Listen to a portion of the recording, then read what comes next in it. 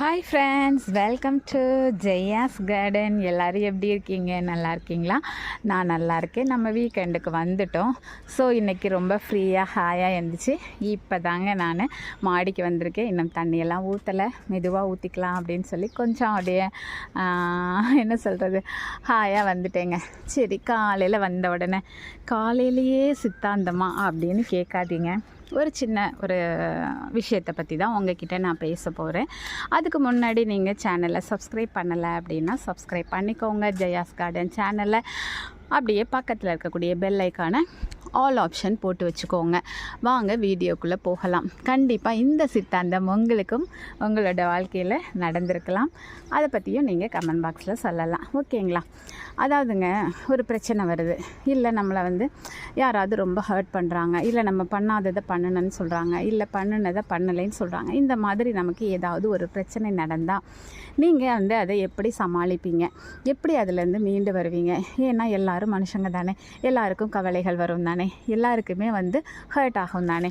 ஆனால் அதுலேருந்து எப்படி மீண்டு வருவீங்க அப்படின்னு சொல்லி கண்டிப்பாக கமெண்ட் பாக்ஸில் சொல்லுங்கள்.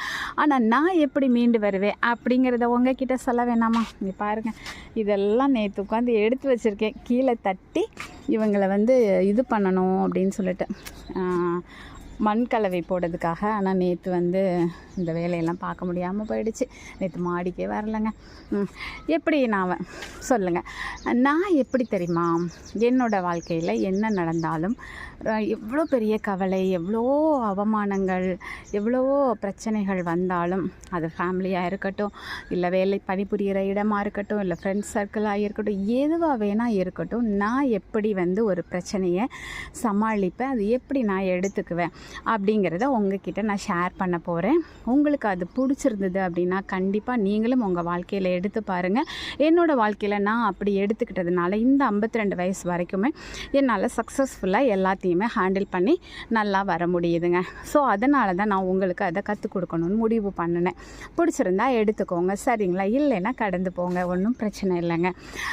எனக்கு ஒரு பிரச்சனை வருது, இல்லை என்னை ரொம்ப அதிகமாக ஒருத்தங்க அவமானப்படுத்துகிறாங்க அப்படின்னா நான் என்ன தெரியுமா பண்ணுவேன்? அந்த நிமிஷம் மனுஷனாக இருக்கிற எல்லாருக்குமே கவலையும் கண்ணீரும் வர்றது சகஜம்தான். ஸோ அது மாதிரி எனக்குமே வருங்க. அந்த நாள் முழுக்க அந்த கவலை ஒரு மணி நேரமோ 2 மணி நேரமோ எனக்கு இருக்கும். அதுக்கப்புறம் தூங்கி எழுஞ்சதுக்கப்புறமா நான் ரொம்ப ஈஸியாக கடவுளோட கிருபையில் எந்த பிரச்சனையாக இருந்தாலும் அதை மறந்துடுவேங்க. நம்ம திருவள்ளுவர் ஐயா சொன்ன மாதிரி மறக்கவும் மன்னிக்கிறதுக்குமான மனசு நம்ம கண்டிப்பாக உருவாக்கிக்கணுங்க. அதுக்கப்புறம் ஒரு விஷயத்தை நான் கண்டிப்பாக சொல்லணும். எப்போவுமே நான் என்னுடைய குழந்தைங்களுக்கு அதை தான் சொல்லி கொடுக்கறது வழக்கங்க. அதாவது நமக்கு ஒரு பிரச்சனை ஒருத்தங்களால் வருது அப்படின்னு வச்சுக்குவோமே, எப்போவுமே அந்த பிரச்சனையை நம்மளை பேசின அவமான வார்த்தைகளை நினச்சிக்கிட்டே சில பேர் இருப்பாங்க. அப்படி என்னோட நிறைய ஃப்ரெண்ட்ஸ் என்கிட்ட சொல்லுவாங்க, எப்படி உங்களால் மட்டும் எல்லாத்தையும் மறக்க முடியுது, மன்னிக்க முடியுது? நாங்கள்லாம் அவங்க இருக்கிற இடத்துல கூட போக மாட்டோம், அவ்வளோ தூரம் எனக்கெல்லாம் கோவம் வரும், என்றைக்குமே நான் பேச மாட்டேன் அப்படிலாம் சொல்லுவாங்க. ஆனால் நான் எப்படி தெரியுங்களா, எனக்கு ஒருத்தங்க ஒன்று பண்ணினாங்க அப்படின்னாக்க அவங்க பண்ணக்கூடிய அந்த தவறு மட்டும்தான் நமக்கு எதிரானதே தவிர மனிதரை வெறுக்கக்கூடிய அதிகாரம் கடவுள் நமக்கு கொடுக்கல. ஏன்னா ஒவ்வொரு மதத்துலேயும் சொல்லப்பட்ட விஷயம் என்ன அப்படின்னா, நம்ம பகைவரை கூட நம்ம நேசிக்கணும்னு தான் சொல்லியிருக்காங்க எல்லா கடவுளுமே. ஸோ எல்லா மதத்துலேயுமே அன்பு செய்யணும் தான் சொல்லியிருக்காங்க. ஸோ அதனால் நம்ம அந்த தப்பு பண்ணினவங்கள, அவமானப்படுத்தினவங்கள வெறுக்கக்கூடாது. அவமானத்தை பண்ணக்கூடிய அந்த வார்த்தைகளை தான் நம்ம என்ன காரணம், எதுக்காக, ஏன் இப்படி நடந்தது, என்ன அப்படிங்கிற அதுக்கான ஒரு லெசனை நம்ம கற்றுக்கணும். எப்போவுமே கஷ்டங்கள் வரும் பொழுது அது நமக்கு ஒரு அனுபவத்தை கண்டிப்பாக கற்றுக் கொடுக்கும். பிரச்சனைகளே இல்லாமல் ஓடணும்னு வச்சுக்கோங்களேன், அதுக்கப்புறம் அது இடையில ஒரு பிரச்சனை வந்ததுன்னா அதை நம்மளால் தாங்க முடியாது. ஆனால் நம்ம ஓடிக்கிட்டே இருக்கும்போது பிரச்சனைகள் வருதுன்னு வச்சுக்கோங்களேன், அது நமக்கு லெசனுங்க. அது ஒரு பெரிய எக்ஸ்பீரியன்ஸ் தெரியுமா? அந்த மாதிரி கற்றுக்கிட்டு மேலே ஓடுறோம் பார்த்தீங்களா, மேலே போக போக பிரச்சனைகளோடையே கடந்து போகிறோம் பார்த்தீங்களா, அது மிகப்பெரிய ஆசீர்வாதம், மிகப்பெரிய பாக்கியங்க. அது நமக்கு நிறைய கற்றுக் கொடுக்கும். இன்னும் நிறைய விஷயங்களை நம்ம அழகாக இப்படி இருந்திருக்கணும், இல்லை இப்படி இருந்திருக்க கூடாது அப்படிங்கிற பல விஷயங்களை நமக்கு கற்றுத்தரும். இது குடும்பத்துலேயும் அப்படி தான், வேலை பணிபுரிகிற இடத்துலையும் அப்படி தான், யூடியூபராக இருந்தாலும் நீங்கள் இதை ஈஸியாக எடுத்துக்கலாம் இந்த இதை. ஏன்னா ஒரு சோஷியல் மீடியான்னு வரும்போது நிறைய பிரச்சனைகளை நம்ம ஹேண்டில் பண்ணணும் இல்லையா? ஸோ அதுக்கு இது உங்களுக்கு ஹெல்ப்ஃபுல்லாக இருக்குங்க.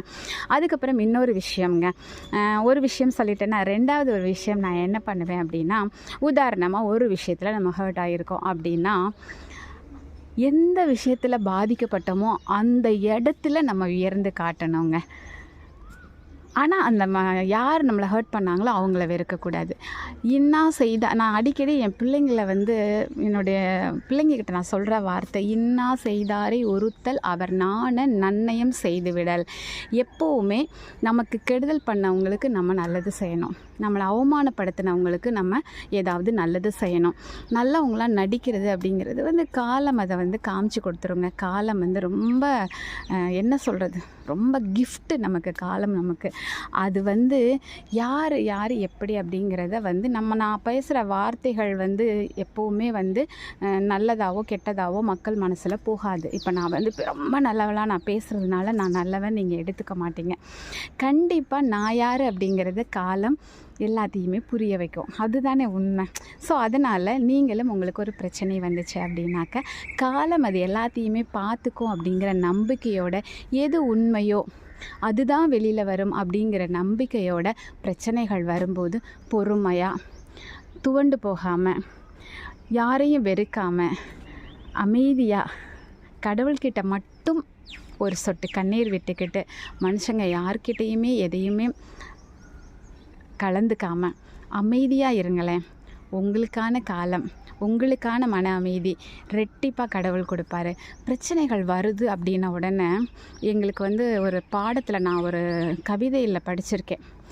ஒரு வஞ்சனை வருது, ஒரு அக்கிரமம் வருது, ஒரு கோபம் வருது, ஒரு சூழ்ச்சி வருது அப்படின்னாக்க அதெல்லாம் எப்படி தெரியுமா நம்ம எடுத்துக்கிடுமா? நம்முடைய விருந்தாளிகளாக அதெல்லாம் நம்ம அக்செப்ட் பண்ணணுமாங்க வாழ்க்கையில். அப்போ தான் நம்ம மிகப்பெரிய இடத்துக்கு வர முடியுமா? அதை எப்படி வரவேற்கணும் தெரியுமா? உண்மையாகவே நம்ம வீட்டுக்கு கெஸ்ட்டு வந்தால் எப்படி வெளியில் ஓடோடி வாங்க நீ வாங்கக்கா வாங்க அப்படின்னு நம்ம சொல்லுவோம் இல்லையா? அது மாதிரி வஞ்சனையையும் சூழ்ச்சியையும் கோபத்தையும் அவமானத்தையும் வாசல் வரை போய் வரவேற்கணுமா? நான் இப்படி என் பிள்ளைங்களுக்கு சொல்லிக் கொடுப்பேன்.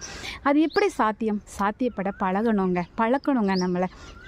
அப்படி பழக்கும் பொழுது எல்லாமே நமக்கு ஈஸிங்க. ரொம்ப ஈஸியாக அந்த உலகத்தில் நம்ம கடந்து வரலாம். எல்லாத்தையுமே சந்தோஷமாக எடுத்துக்கலாம். ஒரு இடத்துல நான் படிச்சிருக்கேன், ஒரு துன்பம் வருது அப்படின்னா கண்டிப்பாக நீங்கள் துவண்டு தான் போவீங்க. ஆனால் துவண்டு போகாமல் என்ன தெரியுமா யோசிக்கணும் மனசுக்குள்ளே, இந்த கஷ்டம் இன்றைக்கி நமக்கு வந்திருக்குன்னா இதை விட ரெட்டிப்பா இல்லை 10 மடங்கு கவலையை விட அதிகமான சந்தோஷத்தை நீங்கள் வாழ்க்கையில் அனுபவிக்க போகிறீங்க அப்படிங்கிறதுக்கான ஒரு விஷயந்தான் அந்த அவமானமும், அந்த வார்த்தைகளும், அந்த சூழ்ச்சிகளும், அந்த கோபங்களும்.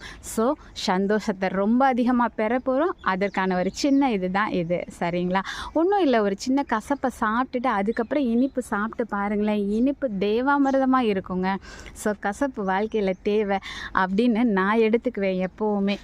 ஆனால் அதுக்காக கவலையே படாத அளவுக்கு நம்ம பெரிய மகான்லாம் கிடையாது. கவலைகள் வரும், அந்த நிமிஷங்கள் மட்டும்தாங்க.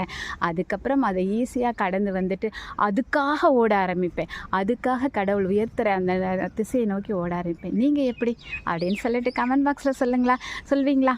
காலையிலேயே சித்தாந்தம் பேசிட்டேனா, கஷ்டப்படுத்திட்டேனா, இல்லை உங்களுக்கு அது பிரயோஜனமாக இருந்ததா? கண்டிப்பாக எதுவாக இருந்தாலும் கமெண்ட் பாக்ஸில் சொல்லுங்கள். இது போன்ற வீடியோக்கள் உங்களுக்கு தேவை அப்படின்னா கண்டிப்பாக என்னுடைய வாழ்க்கையிலேருந்து உங்களுக்கு நான் சொல்கிறதுக்கு தயாராக இருக்கேன். ஓகே, பாய்.